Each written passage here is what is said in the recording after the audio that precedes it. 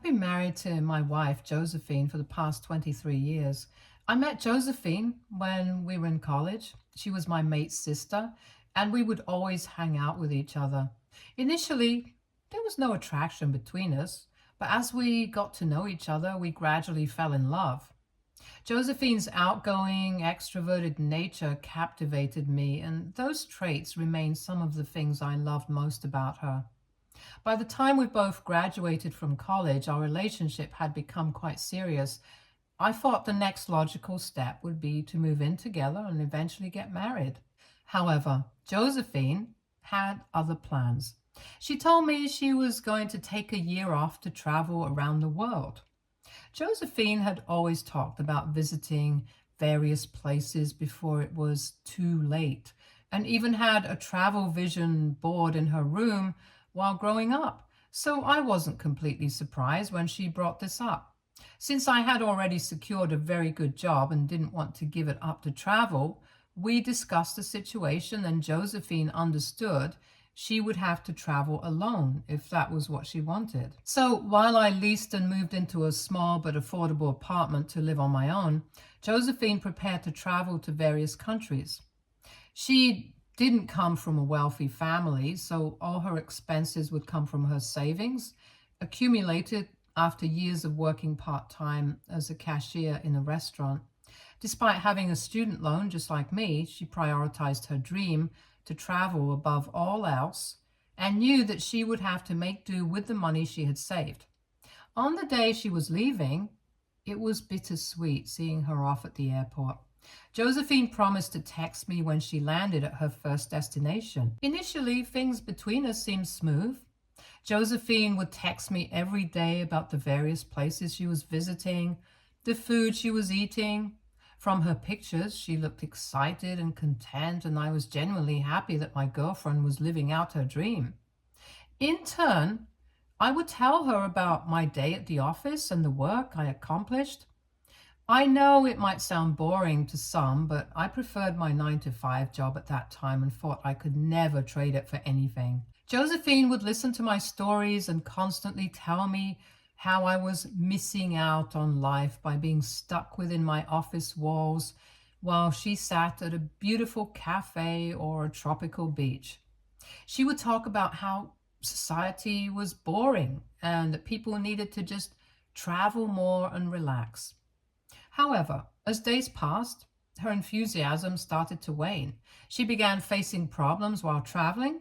Her wallet was stolen in a hostel. Her noisy roommates disrupted her sleep, and she grew weary of traveling by bus in the intense heat of Asian countries, which she found difficult to cope with. She would constantly ask me to lend her money so she could either have a meal or book a ticket to another place. She tried to find a job here and there, but without a proper work visa, it was difficult for her. She also befriended other travelers like her, and initially they seemed to have fun as a group, staying out all night, partying. She would send me pictures of their adventures. However, as time passed, she began to tell me that some people in the group were unnecessarily difficult, and they would sometimes get into fights. In those moments, I would tell Josephine that she could always book a flight back home and come live with me. I reminded her that she had been traveling for months and needed to rest for a while. Although she never really took my suggestion, one time she called me in the middle of the night crying. She told me that she missed home too much and was ready to come back. She had no money to book a flight, so I booked it for her without hesitation. I was just excited that my girlfriend, whom I hadn't seen for so long, was coming back to me. When I went to pick up Josephine from the airport, I was nervous. Long-distance relationships are not easy, but I was glad we had gotten through those difficult days so seamlessly. However, imagine my shock when I saw her coming out of the airport with a huge mark on her face, looking like someone had punched her. She was wearing glasses to cover up her eyes. Josephine ran up to hug me, but I looked at her with concern. When I gently asked what had happened, She brushed off my question and started to kiss me. She also looked like she had lost a lot of weight, which is typical when you have been constantly traveling for the past few months. During the drive back home, I asked her again about what had happened to her face. It was concerning to think that someone had possibly harmed her. Josephine tried to dodge my questions, which only made me more concerned. However, I decided to give her some space, hoping that she would open up on her own. When we reached my place, my girlfriend was surprised to see how well kept my home was. She expressed how much she missed sleeping in a comfortable bed and taking a hot shower. I allowed her time to freshen up while I took care of her laundry, as she had a lot of dirty clothes that needed cleaning. After she finished freshening up, we sat down to have dinner together. I had prepared her favorite food, chicken lasagna, and brought her favorite drink from the store, knowing how much she would appreciate it. As she sat down to eat, she smiled and thanked me for everything. I eagerly started telling her about all the plans I had made for us for the weekend. I was excited to show her around the city and take her to some amazing restaurants. Suddenly, I noticed Josephine had stopped eating. Concerned, I asked her if everything was okay and noticed tears rolling down her cheeks. I quickly got out of my seat and went over to her, asking what was wrong. This is when Josephine burst into tears and hugged me tightly. I held on to her, feeling terrified and worried about what might have happened to her. Eventually, she started telling me about how she had seriously messed up. I remained silent as Josephine explained that she never meant for it to happen, but it did. I looked at her in confusion and asked her what she meant, and if the mark on her face had anything to do with it. Josephine nodded, guilt etched all over her face. She took a deep breath and started telling me about how she had become close to a guy from her travel group, someone she was hanging out with every day. My heart skipped a beat as my girlfriend continued to explain how this guy was just like her, free-spirited, fun, funny. She didn't even know how or when she developed a crush on him, but when she realized it, she felt immensely guilty. The guy also had a girlfriend, so Josephine knew better than to meddle in their relationship. However, on that fateful night, she called me. She and the rest of the group got quite drunk. Somehow, she and the guy ended up in an alley and he kissed her. Josephine looked down at the floor and confessed that she liked it and didn't stop him. However, his girlfriend found them and started yelling and screaming. The situation escalated and the girlfriend punched Josephine straight in the face. Embarrassed and upset, Josephine decided to cut her trip short and come back to me. I sat there feeling numb as my girlfriend expressed how she felt like she was losing her mind back then and didn't know what she was doing. She told me that now that she was back with me, she felt immensely guilty for having cheated on me and knew she had to confess. After Josephine confessed to me, I felt a mix of shock, hurt, and betrayal. It was like a heavy weight settled in my chest, making it hard for me to breathe. I struggled to comprehend how the person I loved could have betrayed my trust like this. When Josephine called me crying, I didn't hesitate to book a flight for her. But now she was admitting to cheating on me with some random guy. It felt surreal, like an out-of-body experience. The weight of her confession hit me like a ton of bricks, and I felt nauseous. I ran to the washroom, overwhelmed with emotions. Josephine followed me, apologizing repeatedly. She kept expressing how sorry she was and how she wished she could undo it all. Unable to bear being in the same room as her, I grabbed my coat and walked out, needing space to process everything. No matter how much I thought about it, I just didn't know what to do. On one hand, my girlfriend had cheated on me and admitted to enjoying kissing the other guy. On the other hand, we had a long history together, and this was the first time such a betrayal had occurred. When she shared her travel plans with me, I never doubted her once because I knew her character well. What she had done was completely out of character. Later that night, when I returned home, she was asleep on my bed, looking like she had been crying. I didn't wake her. Instead, I spent the whole night tossing and turning, grappling with what to do next. The next morning, I sat her down and presented her with two options. We could either end our relationship immediately and part ways, or we could try to move forward together, but she would need to put in a serious effort to mend what she had broken. I expressed my deep disappointment, but also my willingness to work through it if she was committed as well. Josephine hugged me tightly, tears streaming down her face, and expressed her gratitude for the chance I was giving her. She promised me that she would never repeat such a mistake again. I didn't stop there. I also informed her that she needed to find a job and start repaying me, even if it was a small amount each month. She needed to reimburse me for all the expenses I had covered during her trip. Her eyes widened slightly as I explained that I had paid for all her expenses out of goodwill, but she had betrayed my trust by cheating on me.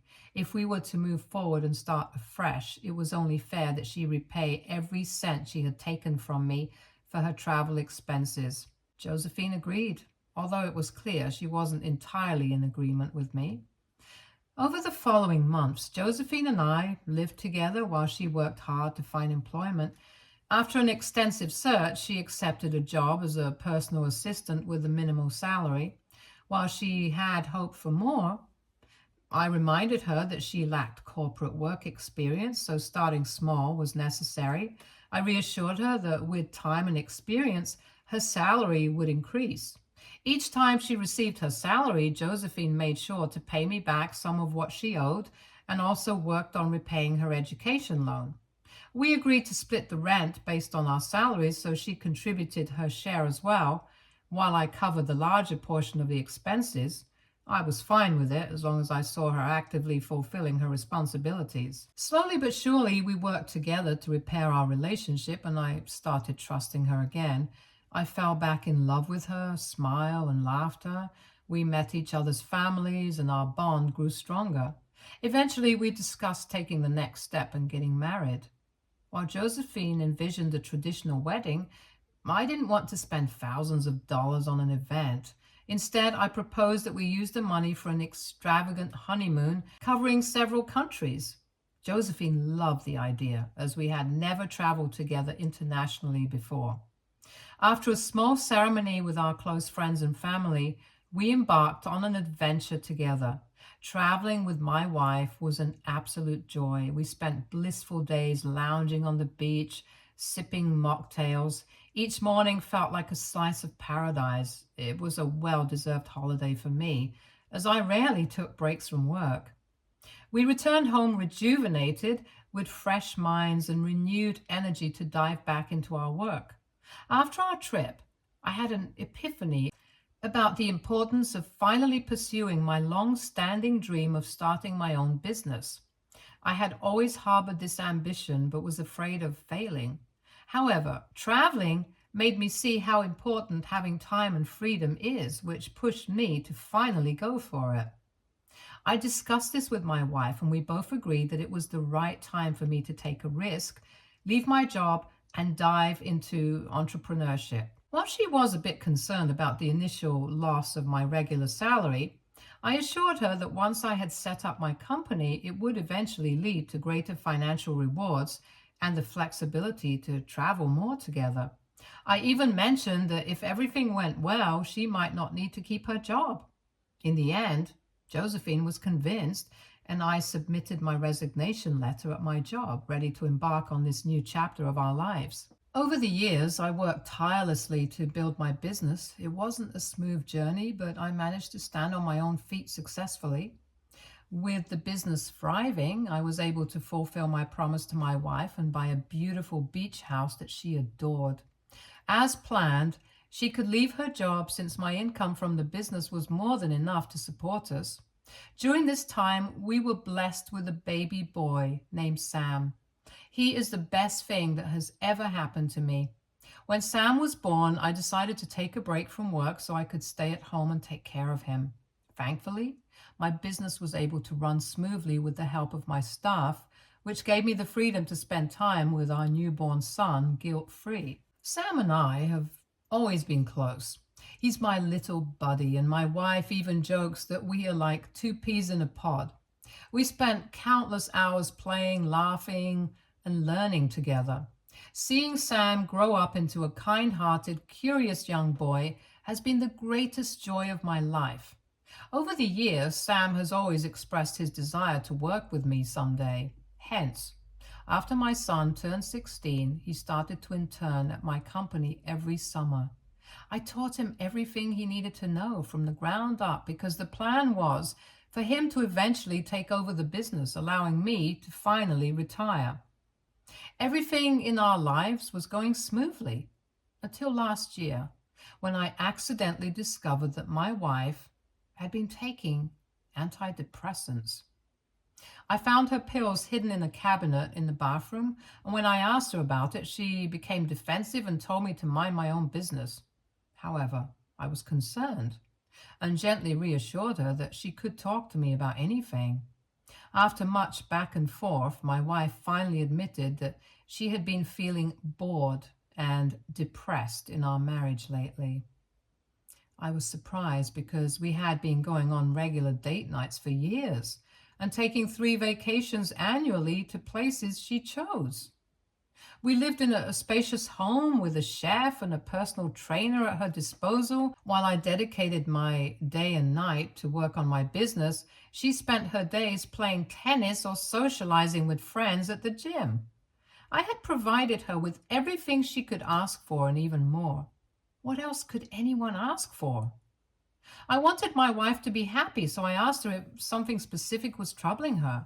She denied that there was anything in particular and mentioned that she had been secretly attending therapy sessions to work through her issues.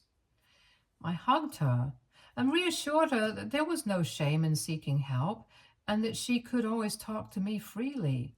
This is when my wife admitted that both she and her therapist felt that there was a lack of excitement in our marriage. Confused, I asked her what she meant, and my wife then went on to tell me that perhaps we needed to introduce some mystery into our lives by considering an open relationship. I was taken aback by her suggestion, as I had not anticipated her saying something this ridiculous. I asked her how having an open relationship would solve our issues, and she explained that she felt stuck and wanted to add some excitement to her life. I shook my head as I realized that this had always been an issue with my wife. She had a tendency to entertain impractical ideas in her head and got bored of things quite quickly. I was surprised that her therapist would even consider such a suggestion without a full understanding of our relationship dynamics. There was no way I could agree to an open relationship, and I made my stance clear to my wife. I told her that if she truly wanted an open relationship, then we would need to get a divorce because I couldn't stay married to someone who wanted to date other people. My wife looked offended and upset and immediately backtracking and insisting that it was just a suggestion and I didn't need to mention divorce. I told her that I had fulfilled all the promises I made to her, and if she kept asking for more, there was nothing more I could offer. I encouraged her to find meaning in her life and to appreciate the good things we had. She nodded in understanding, and that was the last time the topic was brought up. We continued to have our weekly date nights, and my wife never mentioned the open relationship suggestion ever again. She continued taking her antidepressants as advised by her therapist, and I was always there to listen and support her through her feelings. I hoped that with time she would find a sense of contentment and happiness. Unfortunately, this year brought more challenges for us. After COVID, we had already experienced a significant loss of customers, and our business had been slowly down over the past 2 years. Then we faced another major setback when we had to close our second largest branch, resulting in a substantial loss for us. I've always been transparent with my family about my business, so when I informed my wife and son about the branch closure, they were understandably upset.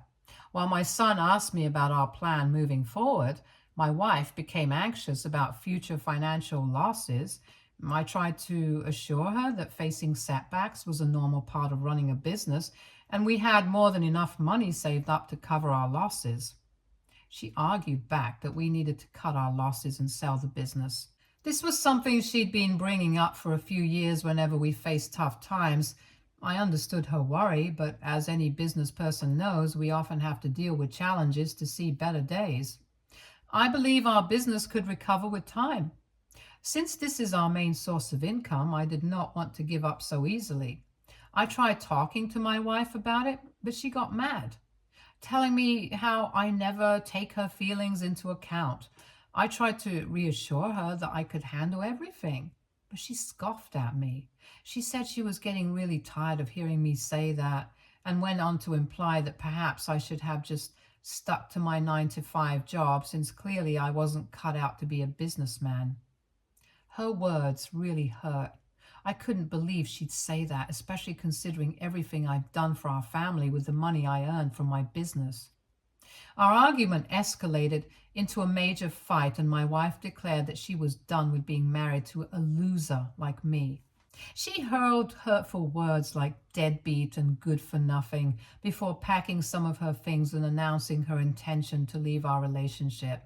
I was completely shocked by her behavior and couldn't understand why a simple discussion about my business had escalated to such an extreme level.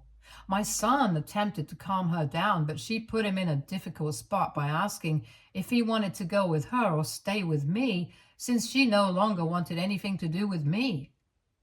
Sam started to cry, clearly torn, while I tried to reason with my wife and understand why she was acting this way. In the end, my son refused to leave with his mom, and we watched as my wife drove away. Looking back, those days were incredibly confusing for us as we couldn't comprehend why or how Josephine had decided to leave us. My wife had been my best friend all my life, and I couldn't understand where I had gone wrong. My son assured me that perhaps this was just temporary and she might eventually return. However, over the days, Josephine refused to pick up our calls and we had no communication with her whatsoever. I couldn't stay in bed feeling depressed, so I returned to work to focus on redeeming my business. Foolishly, I believed that fixing my business might also mend my relationship with my wife. Yesterday, my wife reached out to me after a month of no contact. She asked me if Sam and I could meet with her for dinner since she had something to share with both of us. I had a feeling our marriage was over, which only made it more painful for me to meet with her.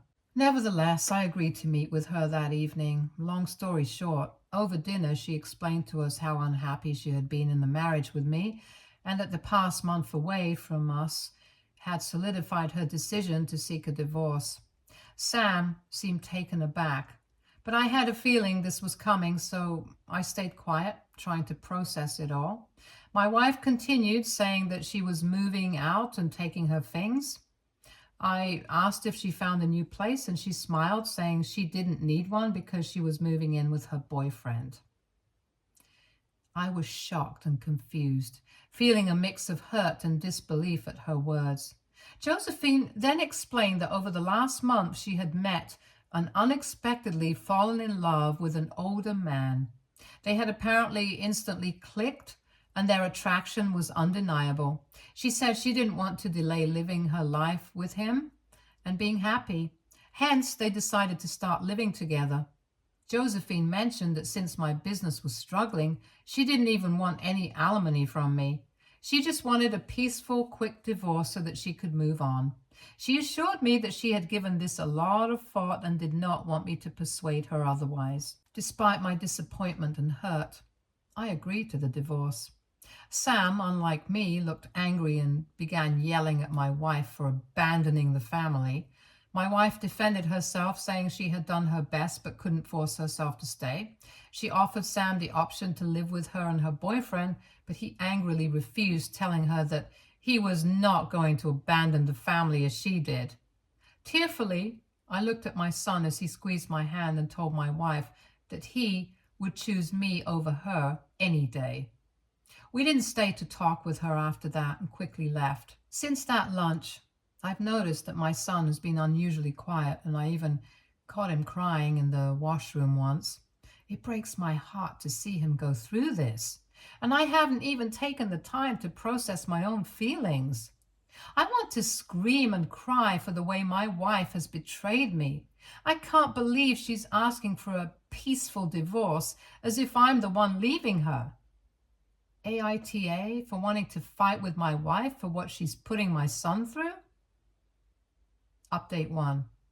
I am glad I posted on Reddit because all of your comments and suggestions help me calm myself down and think straight. You're right.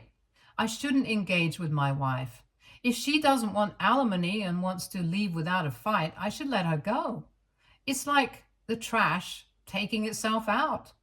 I've talked to my son and convinced him to start going to therapy. Hopefully, he can heal from the sadness he's feeling. Update 2. It's been 5 months since I last updated. The last time I opened Reddit, I updated you all about my wife leaving me and how my son and I were trying to cope with the news. However, today I come bearing better news. My wife and I have finalized our divorce. True to her word, she did not take a penny from me as alimony. From the start, my lawyer had advised me that if my wife ever changed her mind during the divorce and asked for anything, I should fight her tooth and nail since she was the one who walked out on us and cheated on me, so I would have the upper hand. I'm just glad it did not come down to that. If you think she did it out of the goodness of her heart, you're wrong. I found out from a mutual friend that her boyfriend is actually a married, older Saudi man who is very possessive of her. He insisted she not take anything from me because he doesn't want her to live with another man's money. Additionally, she's trying to convince him to marry her and doesn't want to appear like a gold digger by taking half of my assets. Whatever the case, I'm just glad to be done with her. During our court meetings, she would try to catch my eye or apologize, but I ignored her every time. Sam has cut her out of his life and wants nothing to do with her. He continues to go to therapy and has learned to come to terms with our divorce. As for my business, it has improved slightly, and I am confident that I can get it back on track. Without Josephine pulling me down, I believe I can finally give my 100% to the company and take it to newer heights. Update 3. Today, I discovered that my son had visited his mom. I didn't even know he had wanted to see her in the first place, but what really surprised me wasn't their meeting. It was that he went to her place to meet her boyfriend and spill all the beans about her.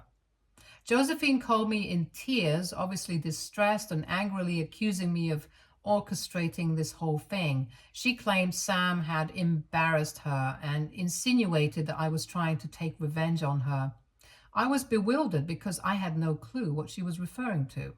Later, when Sam returned home, I asked him to explain his actions. It turns out he wanted closure and to teach his mom a lesson.